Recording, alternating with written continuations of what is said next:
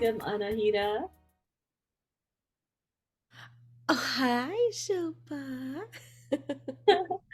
I just love conversations with you, and I feel like I've gotten to know you over the last couple of years. And I handpick people for each topic. And the season of mindfulness in May is really about crafting presence through soulful storytelling. And I really feel like you have so much to offer on this topic. So without further ado, maybe with the audience, you can share your story. Well, thank you. I love having these conversations as well. A little bit about myself. I am an Iranian immigrant, an Iranian-American immigrant, and I say that because I was 2 years old when I was born in Iran, and my family moved here in the mid 80s, and we landed here in Minnesota, where I am. uh, Several uncles, cousins, family growing up. So family was always so important to me because they were there and it was very much part of our culture. So I grew up in a suburb of St. Paul, Minnesota, and I am the youngest of three. My siblings are 10 and 11 years older. So at times I felt like I was the youngest, and sometimes I felt like I was the only. And there's a different story and a different narrative within that whole journey. But I grew up, so I grew up in that house, in that neighborhood, and I went to college in the area, went to the University of Minnesota, got my master's from the University of Minnesota. And my young self was always an entertainer, always an uplifter, so much joy in this little Anahita. Um, Ani was the nickname that I went by with family when I was little. And she was just such a spark of light. And then you go through your upbringing and you are who you are. And you get to middle school and that light kind of starts to flicker and it starts to sometimes dim. It never went out, but it was like dim. And I didn't like that. And so I can translate that into English here by saying there were times where I didn't quite know where I fit in. I wanted to blend in. I wanted a different name. I don't have a middle name, so I pretended I had one. And I wanted to, dress kind of what the kids were trending with. But here in this whole phase of, middle to high school and even in my 20s, I just stood out. And I was, why would I blend in? And so in my 30s, I've realized there's just no point to exhaust yourself trying to fit in. There's no reason you need to blend in. You clearly stand out and own it. And so this was kind of a mental journey, because of living in between, the Iranian culture and the American lifestyle. But I was Americanized and I went against that for so long, taking offense when people would say, "Oh, you're such an American." But now, 39, I appreciate that so much. And I've done a lot of self work. Plus, getting married, 7, 8 years ago and having a biracial daughter has given me such a different lens into the multicultural and beautiful world around me. So I've done some work personally to just own me. And that might even look different day by day, week by week, right? So that's a little bit of an introduction to me. My professional background is in communications and strategy. So I have had a PR agency. I have worked as a contract freelancer, um, owning my own business for 10 years. I've had some work in corporate, but I also do media work. So I'm hosting a couple of web shows, TV shows here in my neighborhood, and I'm working on a PBS project that I'm producing right now. Um, it's really all about stories and empowering people to tell their stories because I think there's so much value in that. So that's a little professional, a little personal. I love the fact that you balance the two stories, given how your background influenced your personal life as well as professional. And I think it even went as deep as even who you married and this the show that you created that I was on one time. Maybe you can tell us a little bit about that intersection. Okay, so here's a funny story. At my wedding, my dad was doing his toast, and he's a man of few words. And for some reason, I hadn't asked him before, like, okay, here at this point, we're going to do toasts. I just, the day got to me, and I'm like, oh, whoa, I forgot, Dad, you're doing a speech. He's like, I am. So he gets up and he says, when Ani was little, I remember she loved her dolls. She loved dressing up. She was, that kind of girl. And she said she wanted a new doll. So I took her to Target and we were looking and she was browsing and I said, which one do you want? Do you want the white one, the brown one, the chocolate one, the brown hair, the blue eyes? And then she said, I want the chocolate doll. And everybody was laughing at my wedding because it was so cute. And the reason why it was cute is because my husband is black. And so I selected the chocolate doll. And I say that particularly here because in my upbringing in an affluent Caucasian neighborhood, there were only maybe a dozen minority kids in my grade in this school. And for whatever reason, I migrated towards them all. We didn't have much in common, but the fact that we were different was the way that we united to each other.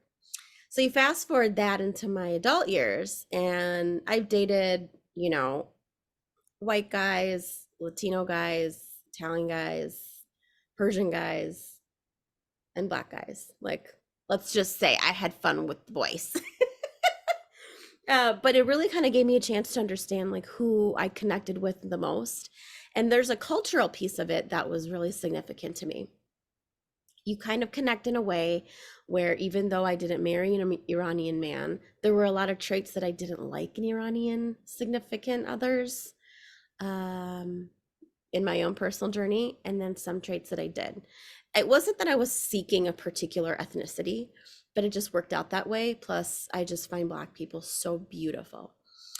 Now, how we met is funny because we had a fellow producer who does music producing, and we were like actively on Twitter. And so my husband is from Detroit. He moved to the Twin Cities for school, and he's a hip hop artist and an entertainer. And he introduced us on a tweet, this guy, this friend of ours, and he said, hey, you got to meet this dope artist from Detroit. You got to meet Anahita. She's this awesome PR girl for the entertainment industry. So we connected, grabbed coffee, he hired me, and then asked me out right afterwards. And so we went to the zoo on our first date, and then, the rest is history.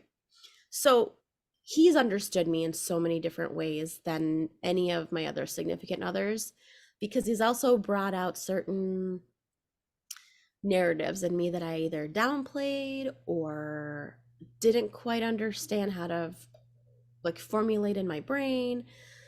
So he's been helpful. He's also very an emotionally intelligent man, and it's helped me on my, I guess you could say mindfulness journey and working with intention. So it's been fun because we are a household of creatives. We entertain, we do marketing, we do strategy, we do storytelling. He's about to launch his own podcast, and so we've been talking about that because I too have a podcast, which you were on with my friend Lisa. But it's been beautiful to also open our eyes as parents and adults as we navigate parenthood with the sweet 8-year-old that we have, who's getting the best of both worlds. And I use best very loosely because she's also encountered cultural, moments that have not been very positive when she's been with her dad. But she also takes such pride in both sides. So it's just so wild to take a step back and watch this next generation evolve. And then we look at who we are and our values at home be kind, value your boundaries, la la la, like all the things we talk about. It's a beautiful and sometimes frustrating journey. And the theme is really being more present through storytelling. And I feel like when you said taking a step back, really you're taking it in, you're becoming more aware. And I find it interesting that your husband, uh, he falls in that intersection between your professional and passionate personal life, which probably is not by accident. I mean, you're very present with him. Yeah. And I mean, nothing is by accident, right? Even though I didn't necessarily have a plan, I was very confident in my own, lane of just I'm rocking my job and my career and my fitness and all the things. And then here comes this guy, and I was like, I'm good. I don't need a date right now unless you're really serious. Like, I'm good. And it worked out because it was necessary for both of us in that moment to find each other. But I in this past year have really, really lasered in on my wellness, but particularly taking yoga classes. And I have found the most amazing instructor. He's this 62-year-old man with red hair. He's so sweet. And the way that this particular instructor approaches his class and his like dialogue and educating us, I've been taking his classes for 9 months or so, and even though he repeats a lot of the same things, it's so important for me to hear that in that moment, on that day, standing on that mat. It's also funny because he's also redefined what yoga is supposed to mean, not going through your sun salutation over and over, which apparently is a very difficult advanced set of yoga movements that beginners should have no business trying until you understand. So even just for me, practicing my well-being and focusing on being present for myself has allowed me to be a better significant other, because I'm practicing listening, and I'm listening to what the instructor says, but I'm also listening to my body. And I've never quite done that. Maybe it's ADHD, maybe it's I can't stop thinking about all the things when I'm in the room, but just being so focused. And then he always says this beautiful thing during different stretches or whatnot. He'll say, appreciate the gift you're giving yourself. And I'll be like, heck yeah, girl, you're doing it. Now, my husband, he's a Christian, and the way that he practices his faith is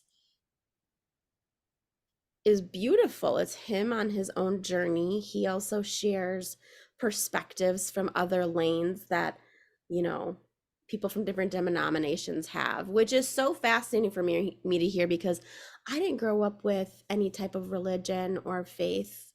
We knew there was a higher power, a God. We didn't know Jesus. We didn't know like all these other, Allah or Buddha. So we just wanted to go and learn. And at some token, it kind of like limited me from learning about one to be really knowledgeable. But at the same time, we were free to just live our lives and do good. Now, my husband comes along in my world, and he's on his own journey. And there have been times where I have felt like it's hard for me to listen to what he's saying because I have so many questions. I don't agree with everything. Some things are relatable, but the way that he explains things, like, it has allowed me to just find out like what the meanings are, but not have to feel forced into, you know, working my lane, working my life into that belief. So then I go to the mat, I go to yoga. I physically feel stronger. There's definition. My shoulders are stronger.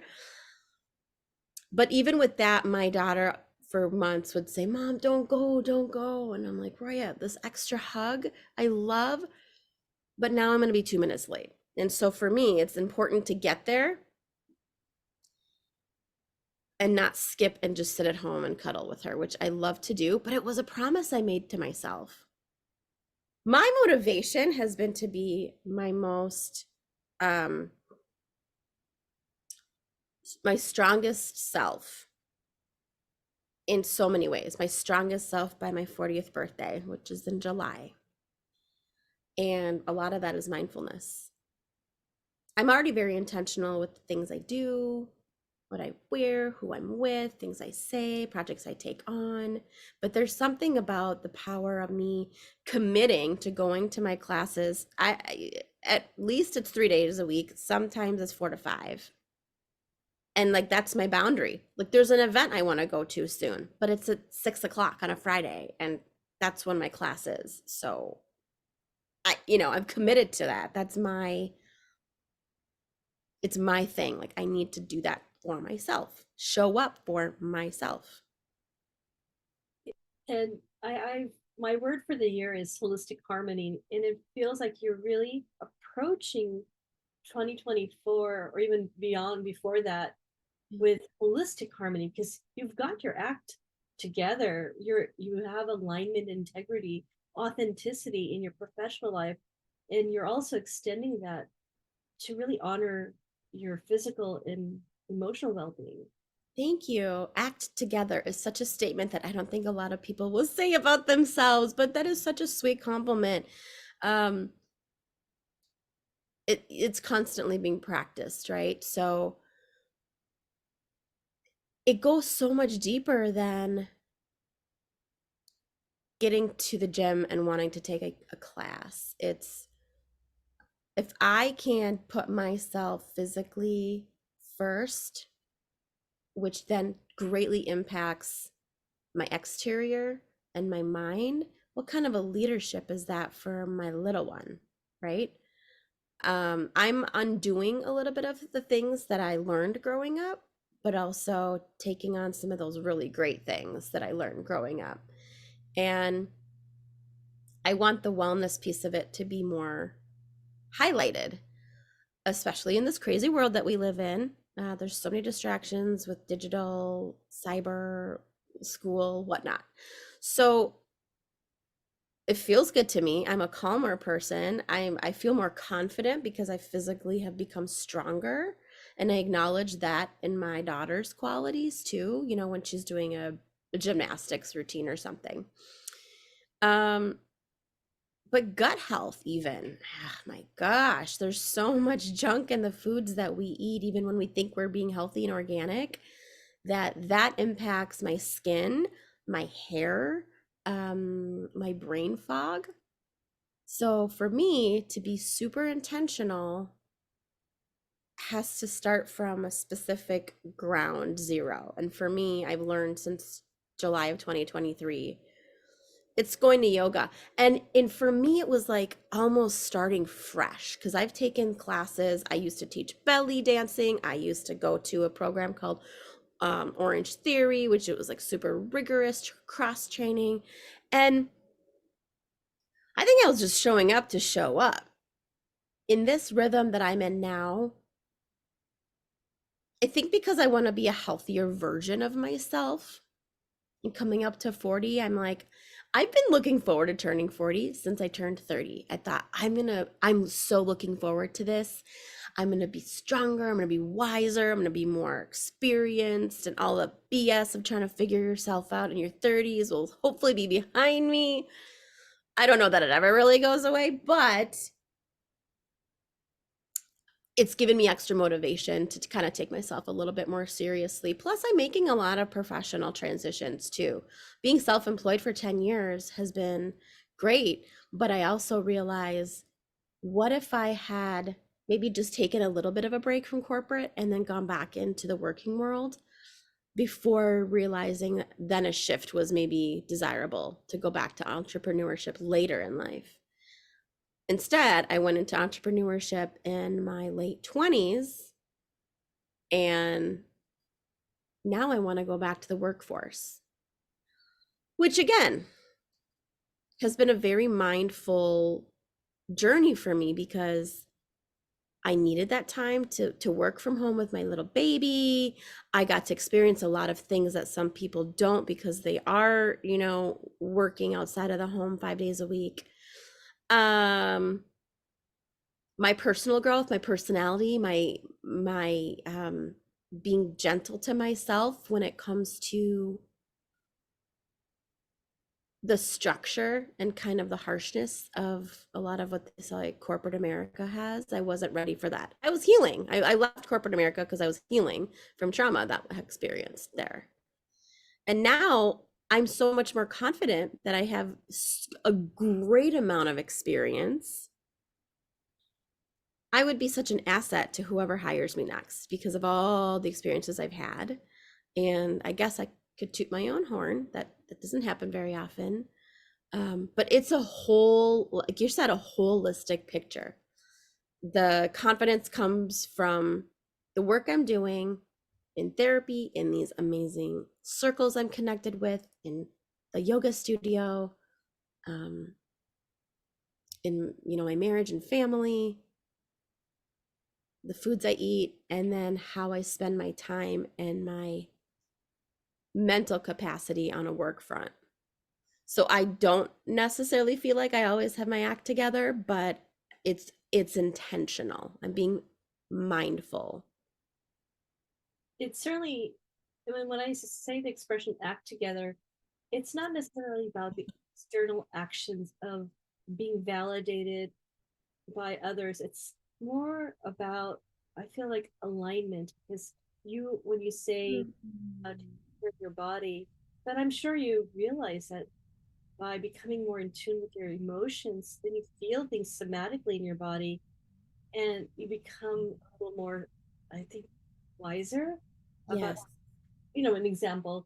Let's say something's bothering you about some project, and in the past you would not have realized that that trigger in that heart is Yeah. really that emotion appearing there. With yoga, it sounds like you're really getting tuned in with things more holistically.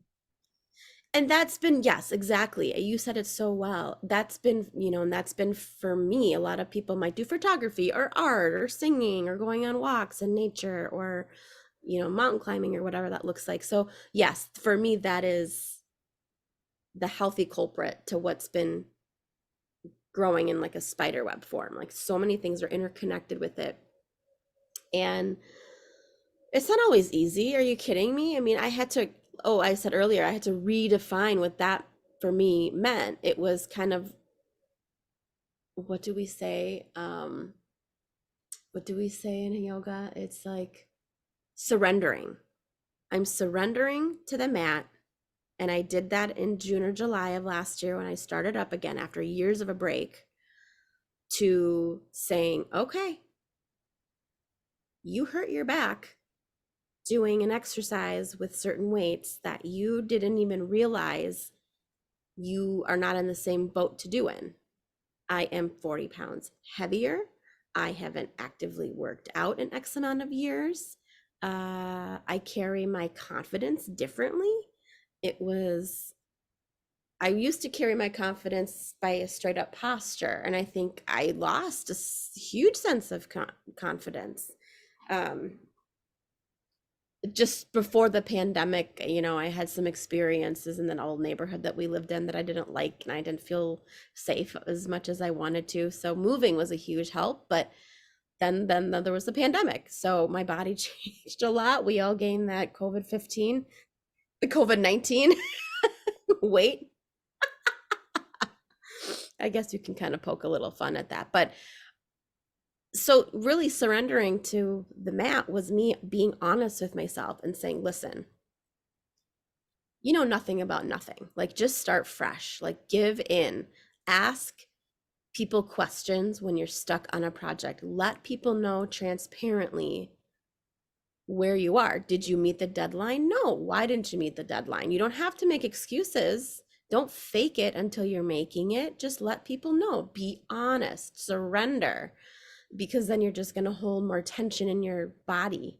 So the metaphor of taking it to the mat and surrendering in the yoga room is way deeper than actually stretching, which trust me feels phenomenal. But even in my line of work, Shilpa, is as a producer and a media host, taking all the wisdom, taking the ups and downs, taking this surrendering and being mindful. As a TV host, I'm always interviewing people. As a producer behind the scenes, creating a show, all of the things that I do, podcast, TV show, and producing, has to do with stories. And so I want to be really in the moment, which on this journey of like, yes, yoga, but all the things I just said when it comes to surrendering allows me to be a better supporter when it comes to marketing. I do marketing for nonprofits, but also being an interviewer, being a mentor. I mentor a young gal, and then being a mom and a wife. Those are some thoughts that are just floating right now. Yeah, I've practiced yoga on again, off again. I'm yoga certified, and when I do go back on the mat, so to speak, Yeah. like due to COVID, I'm just going to blame COVID for now. I've been away from a lot of things, and the metaphor that you described really reminds me of what impact yoga has had for me, which is essentially that it's not about physical movement. That's part of the essence of what is happening physiologically. But if you start, let's say you're doing a sun salutation, you're affecting every muscle in the body as you do one full rotation. But as you're doing one full rotation, you're learning to expand and contract. You're learning to release and surrender. Or Yes. it's just like all those movements are metaphors for where you are or where you can apply it to become more present in life.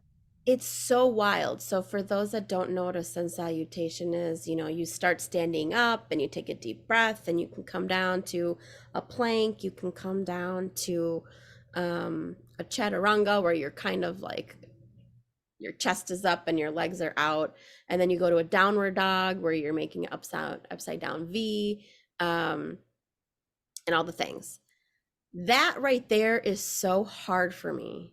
I've never been amazing at it because shoulder strength and wrist strength.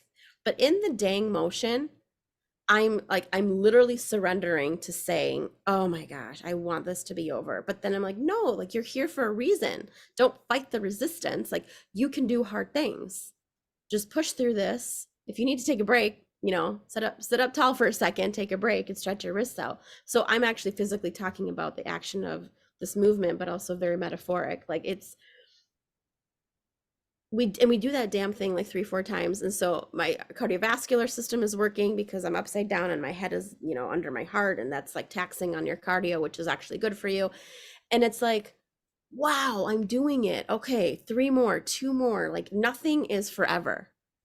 You're constantly in this like temporary state of mind, and for me to even understand that and to just embrace it, even though sometimes things suck, like burning of your shoulders or whatever, or a really hard obstacle in your personal life or financial life or health or work, like it's just temporary. And that has been something, bless therapists, I've also worked with a great therapist who you know I've adapted all of those things. So for anyone that's in a really tough pickle or tough situation or doing some heavy weights or whatnot is challenging, like it's just temporary. And the other funny thing, this is so off par, but like when I'm listening to a song that's absolutely driving me crazy and I don't have control to change it, I just have to think, okay, there's probably 2 more minutes left. Okay, 30 more seconds left. The song is almost over. Is so awful.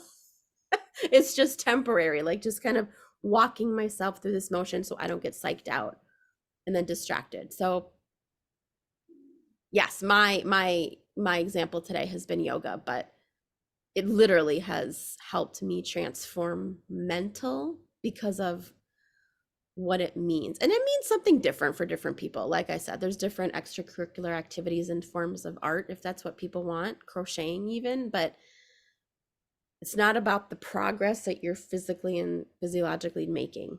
It's like psychologically so helpful to, if you can just sink in that moment and Let yourself be surrender to it. Ah, that's such a great word. My word of the year is leap. Like I really want to take a leap in my well-being and in my career. So those are my I, motivations. I as well, because as you were describing metaphorically and how it's actually impacted you, it sounds like emotionally, psychologically, it's analogous to meditation because you're creating new neural pathways. So each time you're like describing, there's a song, and I'm just going to kind of patiently listen through it, but you're creating these new neural pathways that will then be triggered for other parts of your life. Let's say there's a challenging scenario, so to speak, in your professional life, Mhm. and you have to just acknowledge, I will bypass this. Oh my gosh, absolutely. So my daughter just recently had a birthday and her party was at the Mall of America, which gigantic mall. I think it takes the average. I think there was a study done that says if you want to go to every single part of the mall from the top level to the bottom, all the like rides and all the stores, it takes like 8 days, 8 full days. Like it's so big. Anyhow, for my daughter's birthday, we had different experiences for her set up, and it was all on the third level. But at one point, we had to come back down to where kids dropped off and got picked up. I was wearing this cute outfit that I felt so confident in. I bought myself a new sweater, I bought myself new earrings and pants recently. And so it was all leading up to the day, but it wasn't for the birthday. And the pants are a little long, so I had to wear my like ankle boots that had a bit of a heel on it. Well, listen, heels are overrated. That's not going to work. But I was like, okay, I could do this. I didn't realize how much we would be walking from experience to experience and then holding a couple of the gifts that her friends brought her. And then also, a few minutes throughout each activity, we were running a little bit behind schedule. So I was like, oh, I got to get us to the 1 o'clock appointment. Oh, we have a, 12:15 cutoff. So navigating 4 second graders on a very busy Sunday at the Mall of America with all these circumstances, I was getting hot and sweaty. I was getting frustrated. My feet were hurting. And I was so proud of myself for just staying so calm, not letting myself really exchange any type of hostility in my voice, except for the one part where I was actually kind of nervous for them because they just walk around like drunk people all the time. Kids are so funny and they're easily distracted by the lights and the colors in the stores. So I was like, okay, single file line, everybody. So I gave myself so much credit in that one moment, now that I told this long story, because I thought, wow, you've really been practicing. You've been practicing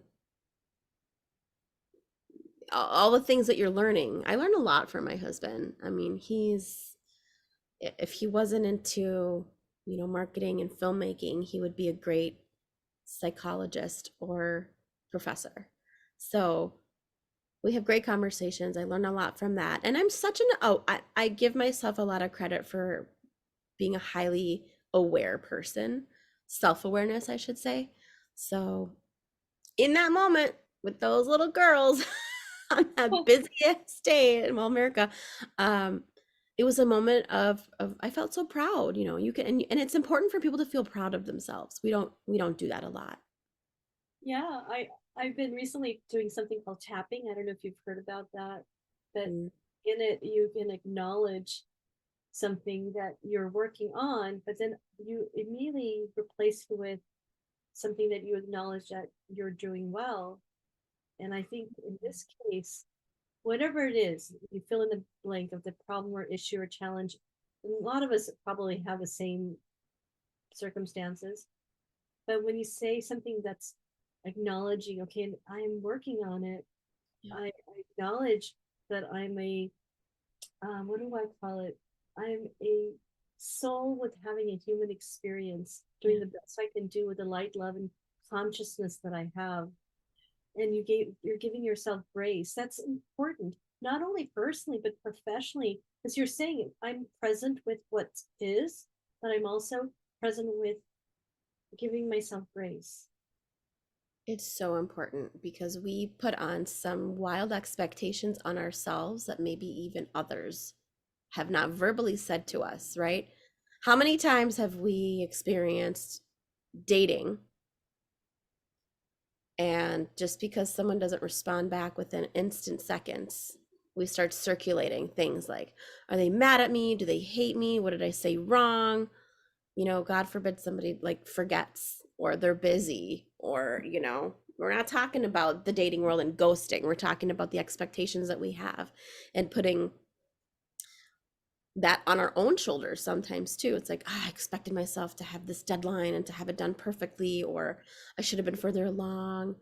But give yourself grace. Life is lifing, right? Anything globally could could happen today that could screw up somebody's mental state of mind for 4 days.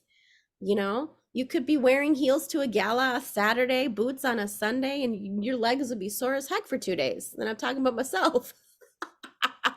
Which is like, oh my gosh, my body is physically exhausted. Yes, I have to work, but today I think I'm going to sit with a massager under this heated blanket and a laptop on my lap and get some work done. And that's my grace. I want to go back to the pride piece though, because it's not like, oh, she's got so much pride. And I think that's a beautiful thing. I've never thought this out loud until right now, but being arrogant and self-centered and narcissistic is a completely different ball game than recognizing the hard work you've put in and the resilience that you've had to recognize in that moment that that proud moment is actually a massive acknowledgement of growth. And so physically, I was so excited to tell my husband about the 3 things I did differently in my last yoga class. And I said, not only did I surpass one thing I wanted to do, I actually pushed myself to do 3.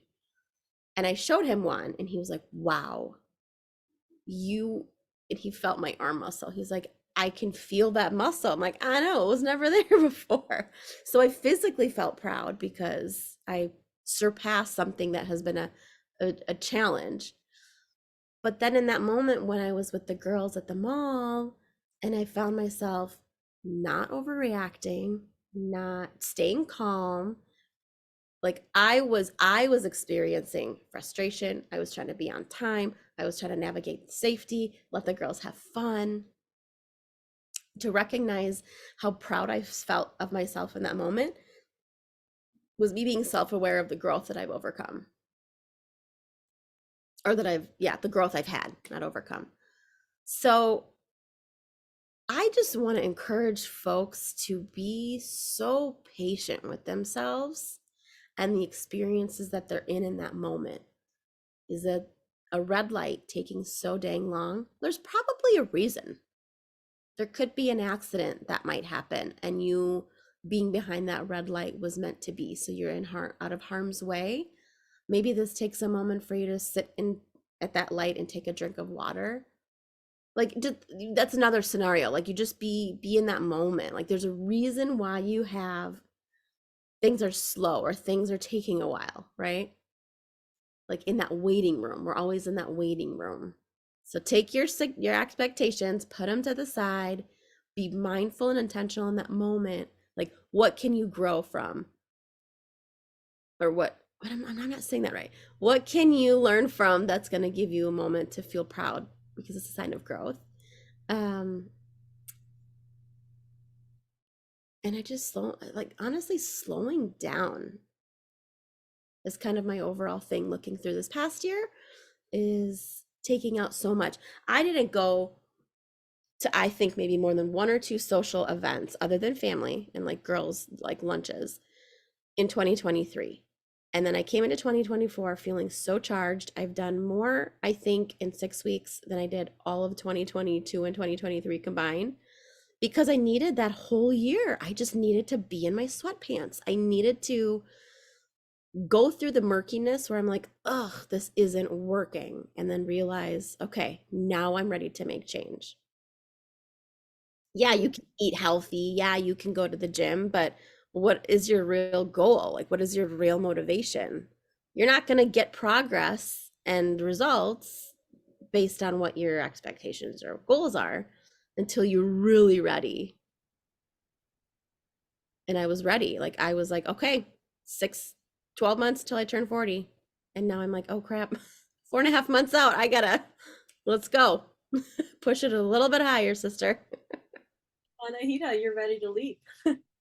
I am. I am taking that leap. Oh, what a fun visual. A girlfriend of mine whose logo and icon in her business is a leopard. I told her my word was leap, and she said, "You know what? A group of female leopards is called a leap." And I was like, "What?" And in that conversation I had with her was so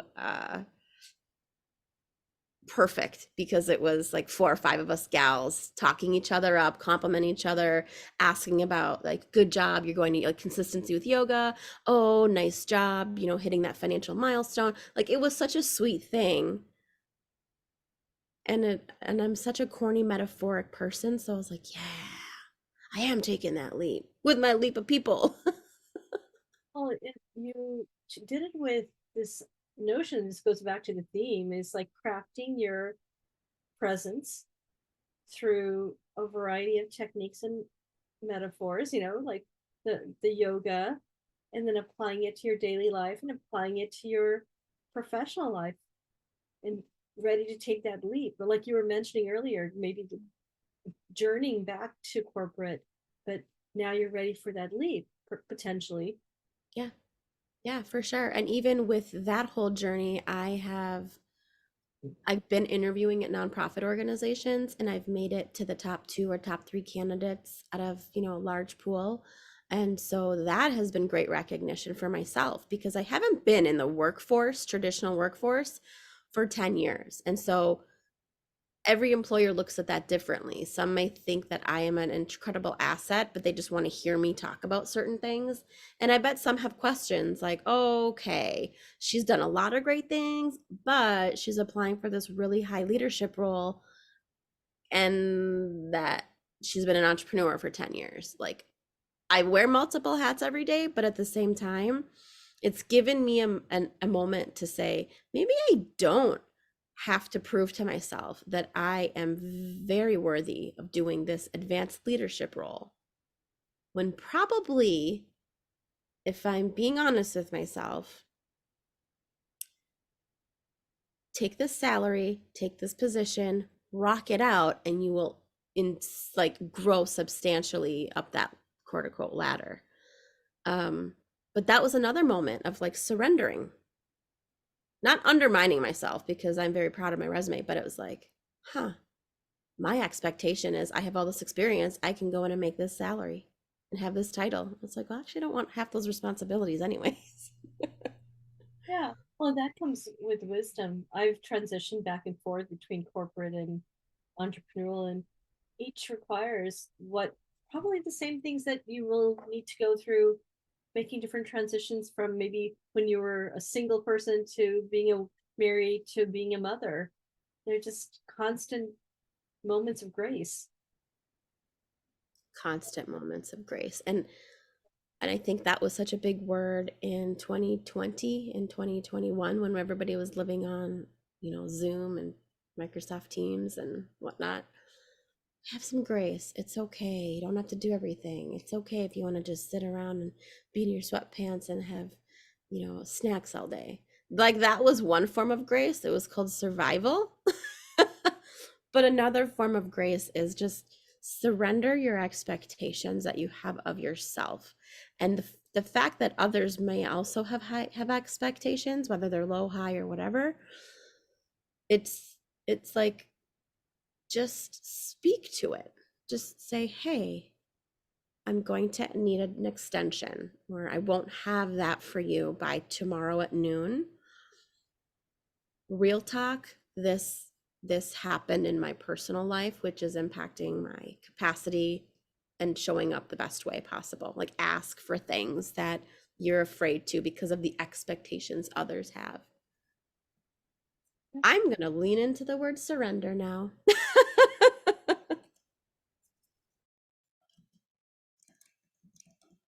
When you described leap, I certainly believe that when you pause, become a little more present, give yourself grace, then I think you're really setting yourself up for that leap.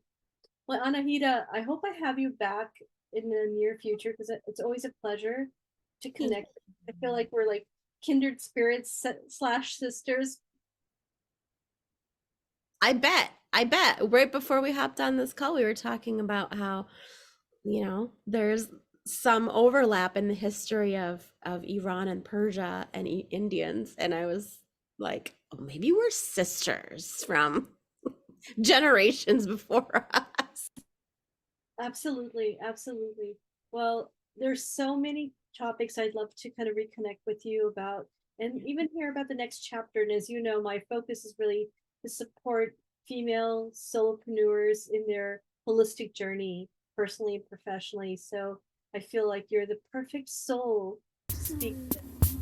Thank you for this time. And yes, let's chat again. Till next time. Bye.